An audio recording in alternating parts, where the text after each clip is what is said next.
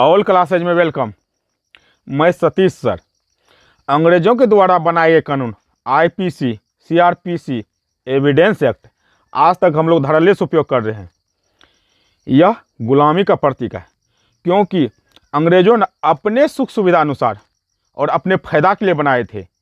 यदि आप SSC, BSSC, CGL, IAS और रेलवे की तैयारी कर रहे हैं तो चैनल को जल्दी से जल्दी सब्सक्राइब कर लीजिए और दोस्तों को शेयर भी कीजिए। आईपीसी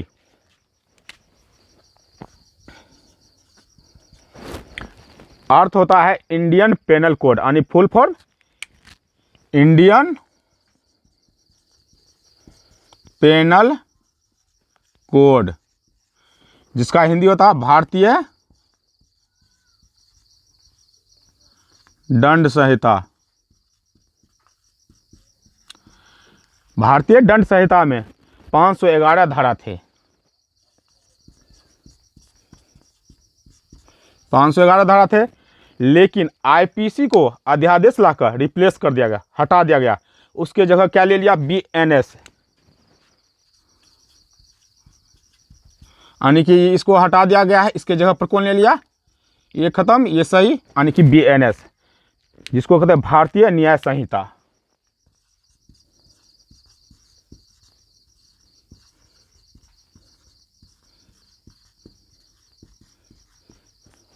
पहले 511 धारा थे, लेकिन अब उसके स्थान पर 356 धारा है।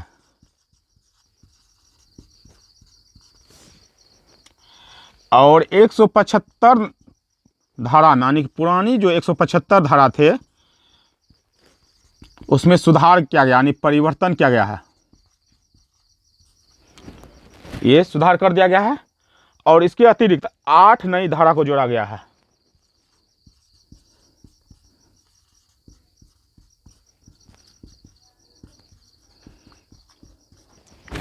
और 22 पुरानी धारा को रिप्लेस, यानी कि आउट कर दिया है, खत्म कर दिया है।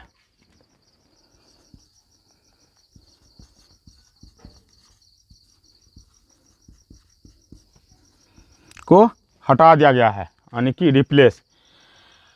अब है सीआरपीसी। सीआरपीसी होता है क्रिमिनल प्रोसीड्यूर कोड।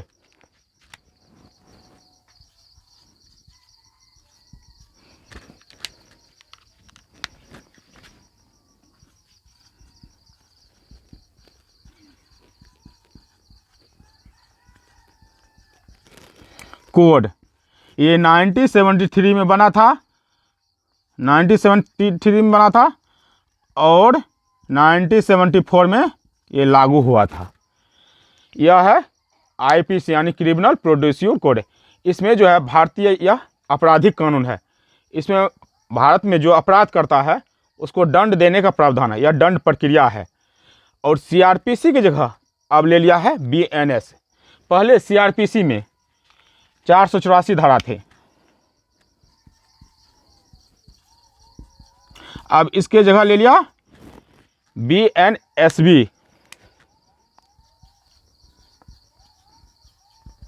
यानी भारतीय नागरिक संहिता बिल।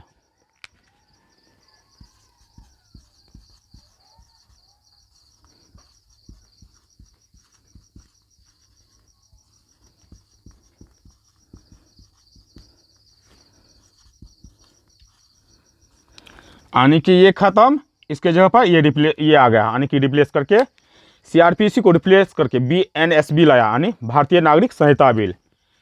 और सीआरपीसी में पहले 484 धारा थे, लेकिन अब सीआरपीसी में 533 धारा रहेंगे।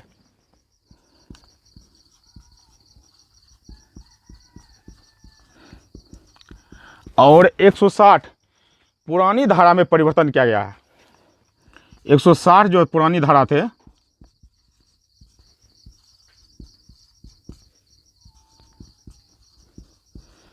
परिवर्तन किया गया है, और इसमें सीआरपीसी में 9 नई धारा को जोड़ा गया है और 9 पुरानी धारा को रिप्लेस, यानी कि हटा दिया गया है, आउट कर दिया है। 9 नई धारा जोड़ा गया है और 9 पुरानी धारा को आउट कर दिया, यानी कि खत्म कर दिया है। इस तरह अब सीआरपीसी की जगह पर क्या लिया, बीएनएसबी क्रिमिनल प्रोसीड्यूर कोड की जगह भारतीय नागरिक संहिता बिल लिया है। अगला है एविडेंस एक्ट।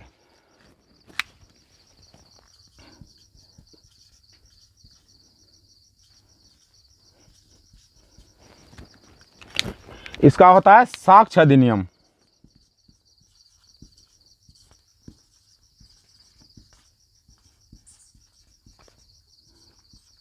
इसमें पहले एविडेंस एक्ट में पहले 167 धारा थे।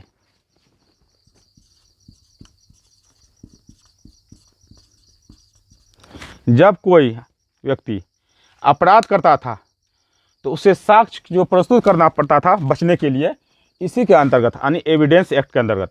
लेकिन अब इसके जगह कौन लिया, भारतीय साक्ष्य विधेयक यानी बीएसबी। ये खत्म, रिप्लेस करके इसके जगह पर बीएसबी यानी भारतीय साक्ष्य विधेयक।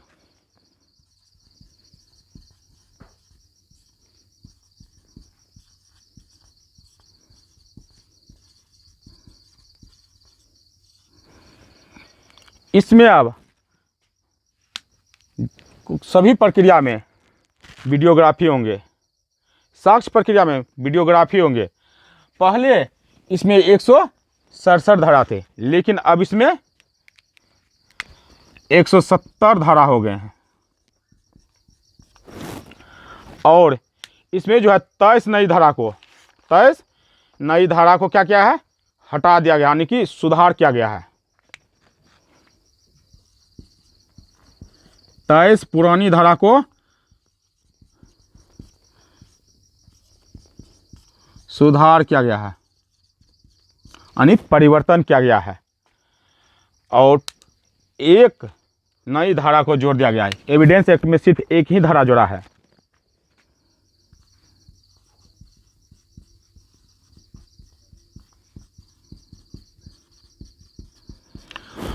उसके अलावा 5 नई धारा को इसमें जोड़ दिया गया है।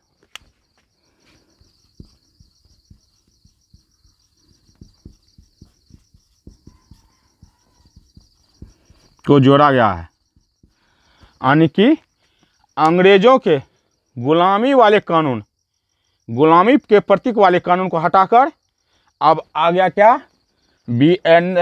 बीएनएसबी और BSB. IPC, CrPC, evidence act out, यानी कि खत्म, रिप्लेस कर दिया गया है। अब आगे कौन सा कानून में कौन सा परिवर्तन किया गया, कौन धारा जोड़ा गया, इसी के बारे में हम बता रहे हैं। पहले के धारा को हटाकर अब नई धारा जोड़ा गया है। बहुत सारे आईपीसी और सीआरपीसी में नई धारा को जोड़ा गया है। जैसे नंबर 1 में, यदि आप हत्या किए हैं,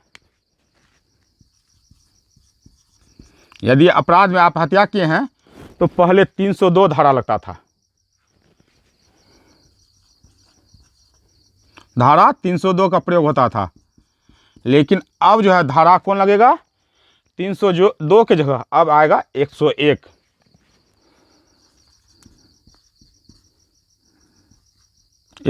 लिखो, यानी अब जो हत्या करेगा कोई भी व्यक्ति तो उसके स्थान पर 302 के स्थान पर अब धारा 101 लगेगा। 101 समझिएगा तो हत्या क्या है।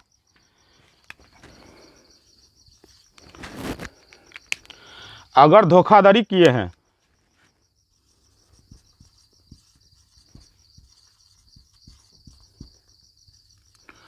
तो पहले 420 यानी 420 लगता था धोखाधड़ी में। 420 का अर्थ समझ जाता था सभी व्यक्ति कि ये धोखाधड़ी किया, यानी 420 किया है, यानी 420 पहले करते थे धारा। लेकिन अब इसके जगह पर क्या ले लिया, धारा 316।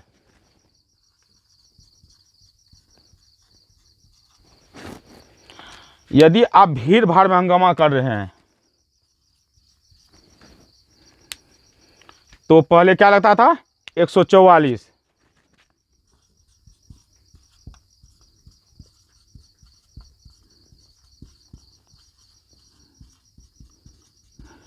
भीड़ भाड़ में हंगामा तो धारा 144 लागू होता था आप पर।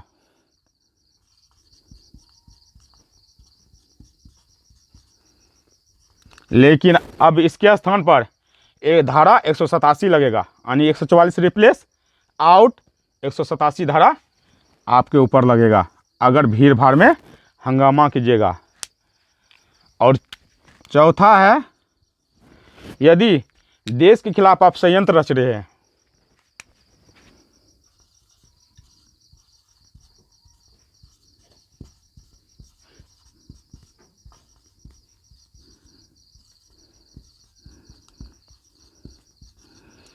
तो पहले 121 लगता था, धारा 121 लागू होता था अगर देश के खिलाफ आप लोग षड्यंत्र रचते थे। कोई भी षड्यंत्र रचता था, कोई भी नागरिक, तो कौन धारा लगाता था? 121। लेकिन अब 121 का स्थान पर 145 धारा 145 लागू होगा। देश के खिलाफ अगर षड्यंत्र रचिएगा तो 145 धारा लगेगा। अगर देश के खिलाफ आप लोग गतिविधि में शामिल होइएगा,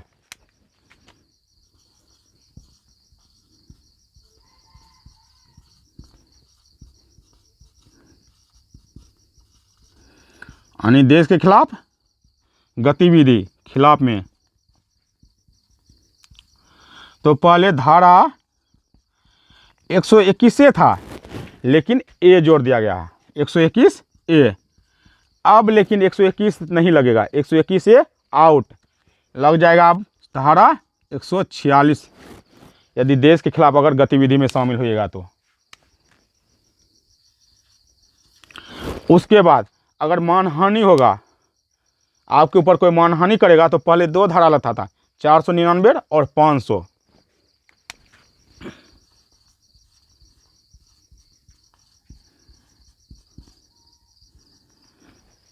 मानहानि में दो धारा आपके ऊपर लगता था, 499 और 500, ये धारा लागू होता था। लेकिन अब वो धारा खत्म, सिर्फ 354 धारा लगेंगे, धारा 354 याद रखिएगा। यानी कि पहले दो धारा लगता था, अब सिर्फ एक ही धारा लगेगा। अगर राजद्रोह में शामिल होइएगा,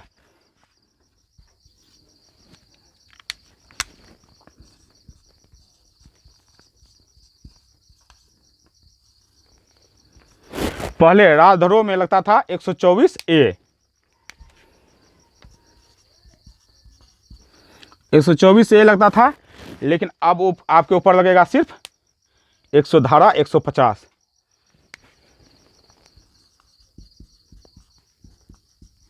यानी कि राजद्रोह मतलब क्या है? देश या राज्य के खिलाफ गतिविधि में शामिल होइएगा तो, कोई गलत काम कीजिएगा तो 124 ए नहीं लगेगा, सेक्शन आपके ऊपर 124 ए नहीं लगेगा, अब सेक्शन लगेगा सीधा 150। उसके बाद यदि रेप या गैंगरेप में शामिल होइएगा,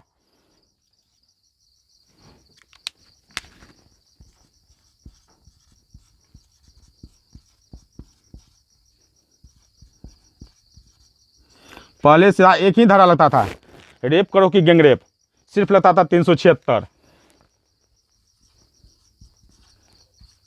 इसमें बहुत सारा अपराधी बच जाते थे, एक ही धारा लगने के कारण बहुत सारा अपराधी बच जाते थे, क्योंकि रेप और गैंगरेप एक ही कैटेगरी में आते थे, एक ही धारा में आते थे, इसलिए बचने का भी उपाय था। लेकिन अब अलग अलग कैटेगरी कर दिया है, रेप और गैंगरेप में अलग अलग कैटेगरी कर दिया है। जो जिसमें शामिल होगा वहाँ फांसी का भी सजा है, आजीवन सजा है, अब बचने का उपाय नहीं है। इसके लिए धारा में चेंज किया गया, अलग अलग धारा दिया गया है। यदि रेप में शामिल होइएगा, रेप में शामिल होइएगा तो धारा लगेगा आपके ऊपर 63, यानी जो रेप करेगा कौन सेक्शन लागू होगा? 63। और प्रावधान है, सजा का प्रावधान है रेप वाले में 64 में। यदि गैंगरेप में शामिल होइएगा,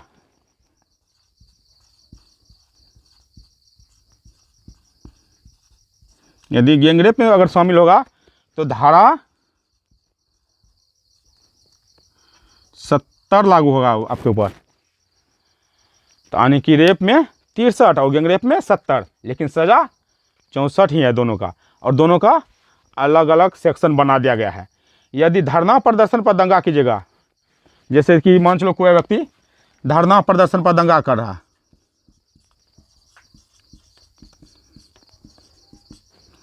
मैं दंगा करता था तो लगता था पहले 147, 148, 149,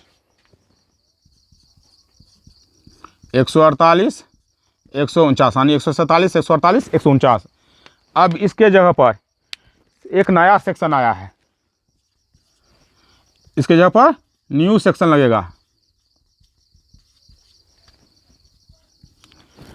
आप लोग अगर धरना प्रदर्शन पर दंगा फसाद कीजिएगा, मारपीट कीजिएगा, मारकाट कीजिएगा, तो आपके ऊपर यानी 147, 148, 149 नहीं लगेगा।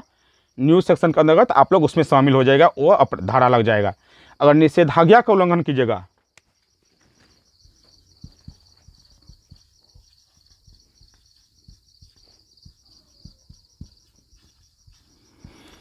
तो इसमें भी धारा 188 लगता था पहले, लेकिन अब इसके जगह पर न्यू सेक्शन लगेगा। अब बचने का उपाय नहीं है। पहले तो बच जाते थे अपराधी, बहुत सारे धारा जो था बचने का उपाय था, अपराध करने के बाद भी बच जाते थे या इंसान आदमी भी फंस जाते थे। लेकिन अब जो नया सेक्शन लागू हुआ, नया धारा लागू हुआ, अब उसमें जो गलत करेगा वो फंसेगा ही, जो सही रहेगा वो नहीं फंसेगा। इसलिए आईपीसी, सीआरपीसी, एविडेंस एक्ट को रिप्लेस करके बीएनएस यानी कि भारतीय न्याय संहिता, और दूसरा में लाया है भारतीय नागरिक संहिता अधिनियम, और लाया है अगला कि भारतीय साक्ष्य अधिनियम लाया है। इसमें आप लोगों को जो सही इंसान होंगे वो बच जाएंगे, जो गलत होंगे वो फंसना ही फंसना है, और फांसी तक का भी सज़ा है। इसलिए आप लोग इसको अच्छे से पढ़ लीजिए, क्योंकि यह कंपटीशन में पूछता है। जो नए स्टूडेंट है चैनल को सब्सक्राइब कर लीजिए, और अगला चैप्टर हम बताएंगे। धन्यवाद।